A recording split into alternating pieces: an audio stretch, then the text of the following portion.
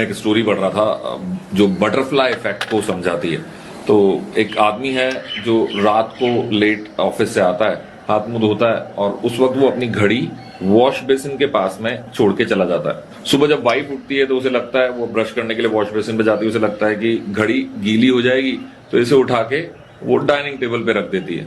अब इनका बेटा स्कूल जाने के लिए तैयार हो रहा है और जब वो डाइनिंग टेबल पे ब्रेकफास्ट के लिए बैठता है तो उसी वक्त गलती से उसका हाथ लगने से वो घड़ी नीचे गिर के टूट जाती है। अब इस व्यक्ति को जिसकी घड़ी टूट गई है बड़ा गुस्सा आ रहा है और इसने अपनी वाइफ को और बेटे को दोनों को बुरी तरीके से डांटा। बेटा चुपचाप एक कोने में बैठ के अपना ब्रेकफास्ट छोड़ के रो रहा है और इस फ्रस्ट्रेशन में आदमी तैयार हुआ और अपने ऑफिस के लिए निकल गया। अब जब वो ऑफिस पहुंचने वाला था तब जाके उसे याद आता है कि वो अपना ब्रीफकेस घर भूला है, जिसमें कि वो फाइल है जिसकी आज क्लाइंट मीटिंग है इंपॉर्टेंट। तो वो वापस गाड़ी घुमाता है और ट्रैफिक में बड़ा बचते बचाते एक दो जगह एक्सीडेंट होते होते बचता है और जैसे घर पहुंचता है तो वहाँ घर पे ताला लगा हुआ है, वाइफ घर पे नहीं है, बच्चा स्कूल जा चुका है। उसने फोन निकाला, वाइफ को कॉल किया कि भाई मैं घर के बाहर हूँ, मुझे अंदर से ब्रीफकेस लेना है, तुम जल्दी से आ जाओ मार्केट में, जहां पर भी हो तुम। अब वाइफ जल्दबाजी में घर आ रही है, रास्ते में उसका पैर मुड़ गया है। जैसे तैसे इसने अपना सूटकेस लिया, वाइफ के घर पहुंचने के बाद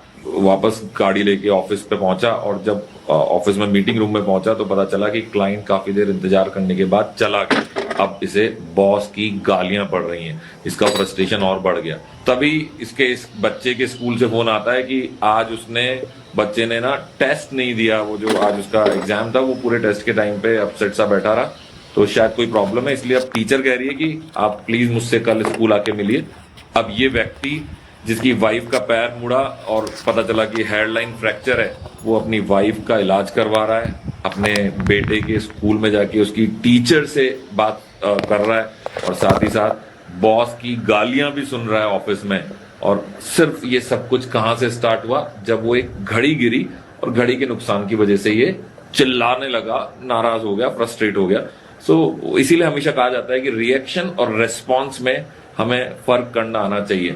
अगर हम बहुत वाइल्डली रिएक्ट करेंगे किसी चीज के लिए जो हो गया, अब उस टूटी हुई घड़ी का कुछ नहीं कर सकते थे, उसकी जगह अगर ये एक सही रेस्पॉन्स देता तो शायद ये एक साथ जो सीरीज हुई घटनाओं की वो नहीं होती और अंततः उसे बहुत सारी चीजों का सामना नहीं करना पड़ता। तो आपकी मेरी लाइफ में भी ऐसी कई बार स्थितियां बन जाती हैं जहां पे उस सिचुएशन में हमारा छोटा सा रिएक्शन हमें कई सारी बड़ी प्रॉब्लम्स में डाल देता है। तो कोशिश करिए नेक्स्ट टाइम रिएक्ट करने की जगह आप रिस्पॉन्स करें।